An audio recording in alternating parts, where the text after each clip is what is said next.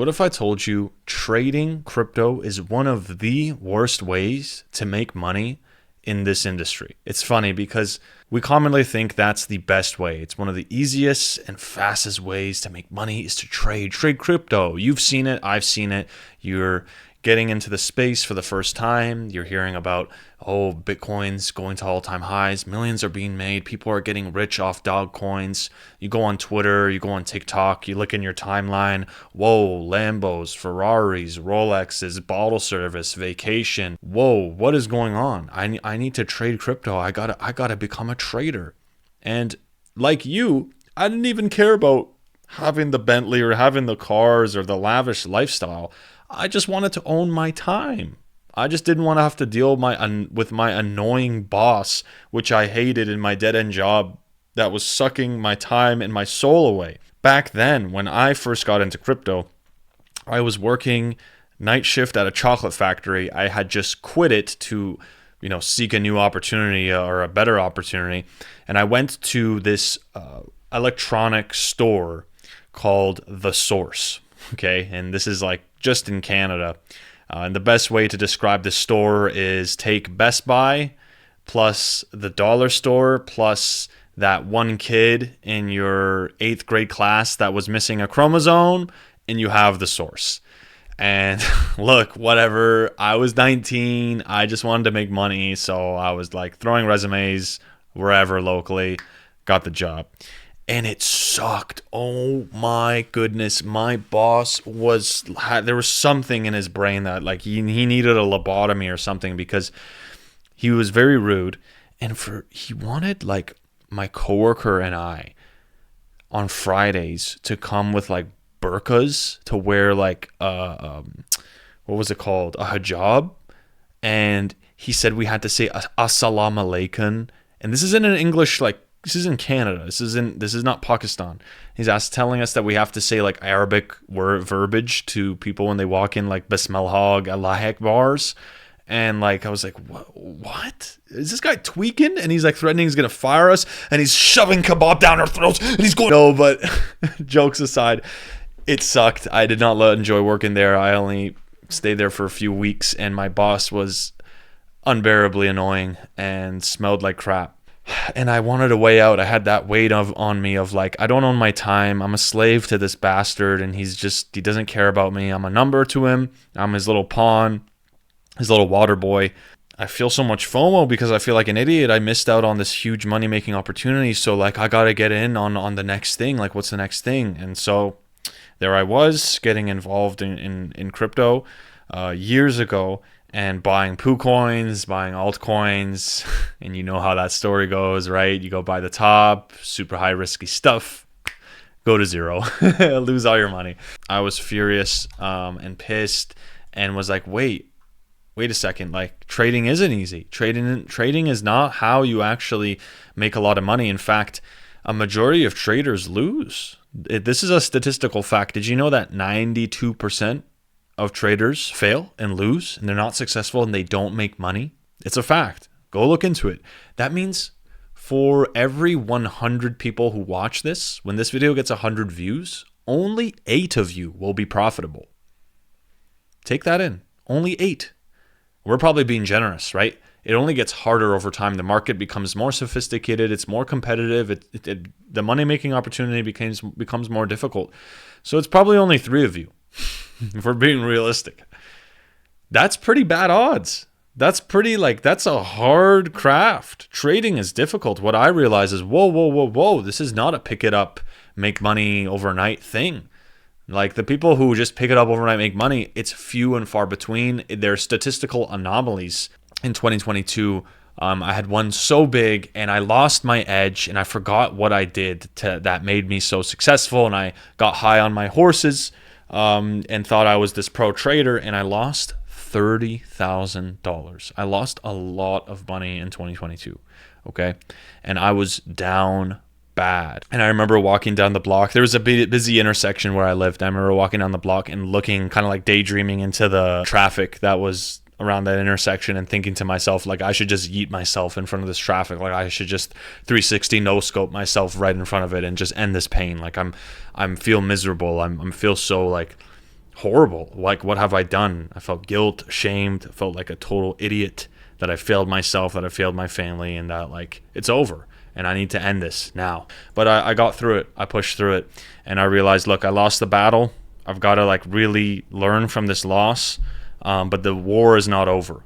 But it's important you learn the lessons. And here's what I learned, and I'm going to show you what I'm doing now. I've finally cracked the code. And I've been lucky enough to have met millionaires in crypto and to have them as like my friends to like learn from and reflect from. And this is battle tested by them as well, and they are like, this is phenomenal, like you should share this is like a really good strategy, like they really believe I'll make millions through this strategy. So I wanted to show this to you guys today. Like I thought I was a trader, I thought I was a good trader, but I'm not.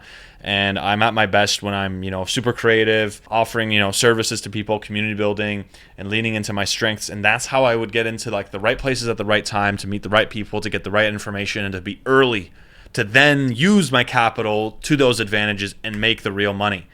That's how I was making actual money throughout like 2020 and 2021. Like that was my major strategy, and I lost sight of that because once I got it, I forgot, right? And then you get caught up on like, no, I can be a trader now, and this, that, and that was my edge. So I was like, all right, I'm gonna get back to it.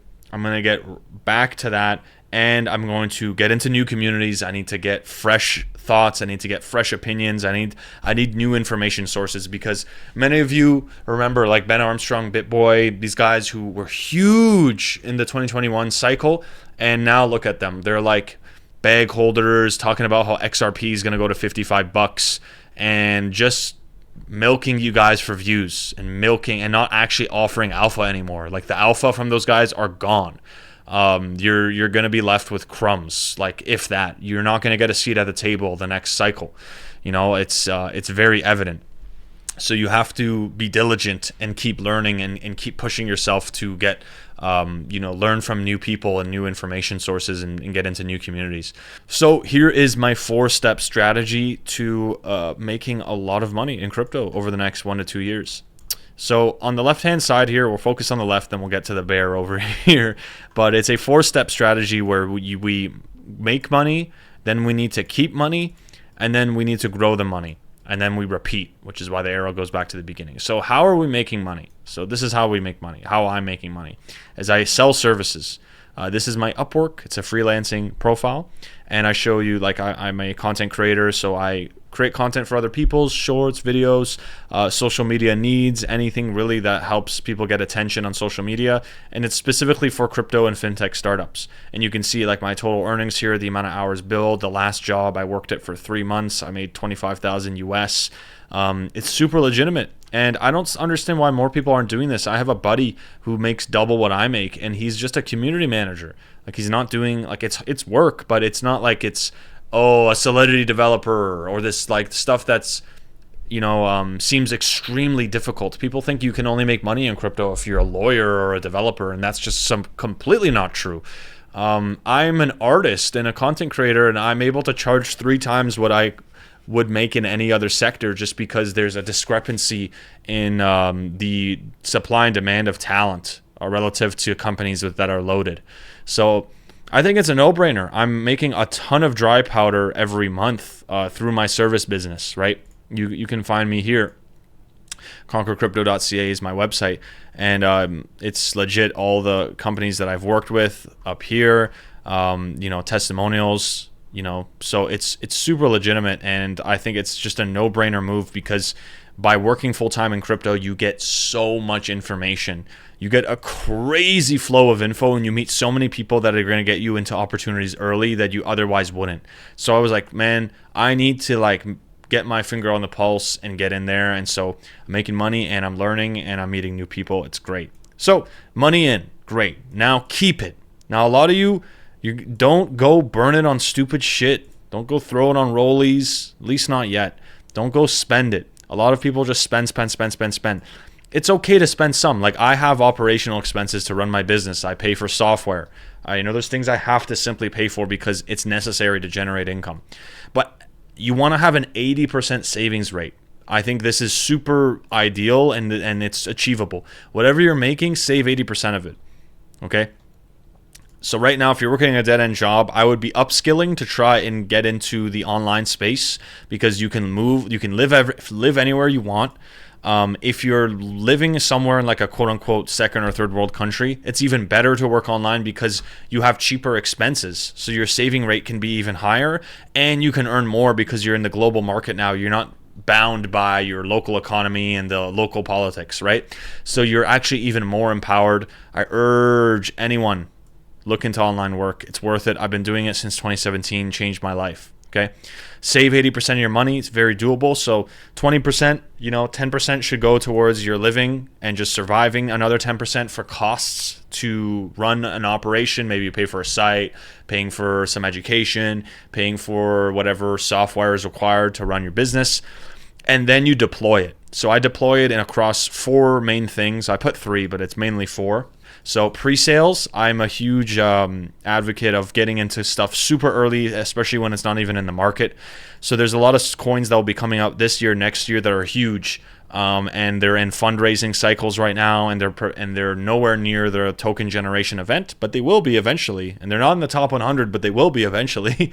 And some of the biggest coins that are out there have had ICOs and pre-sales, and it's like, why not get involved? You just have to be in the right communities and do some work to actually get access to this dashboard you see here. And as you can see, like Arcade, Nillion, Portal, Block Games, Midnight Society, Stack Mining, BitCrunch. This is just a very small amount. I've got a bunch more that I'm not disclosing, but that's a no-brainer for me, right? Getting in super early on the ground floor to these tokens. Then it's airdrop farming, and of course long-term assets, long-term investments. And then kind of the second part to long-term investments is short-term or like very degen long-term investments that are like coins that are beyond the top 100. So with this 80%, chunks of it, not all of it, I also believe holding stables, but chunks of this keep flowing into all these. It keeps flowing into this, whatever sees fit. If there's good prices in the market to scoop more up of the Bitcoins, I will. If a new airdrop opportunity shows, I will take it. If I see something pop up here, I will take it from my cash reserves. And I just keep doing this over and over and over and over and over and over until it's time to GTFO. Until we're clearly at a bull top and your grandma's talking about Bitcoin. Bitcoin's over 100 grand. Ethereum's cracking six grand. S&P's up. Everything's up. People are getting rich quick. The sentiment's very positive. No one's making hit pieces anymore. Everyone's just talking good stuff of crypto. Everyone's on crypto's dick. All these weird new stuff are making people rich. Get out. That's time to be a bear, and I'm gonna dollar cost sell, which means every week. You can never time it perfectly, but every week you just sell a percentage of your portfolio until you're like scaled out by like 60 to 80%. You're out of the market. Then you just sit on your hands and see what happens.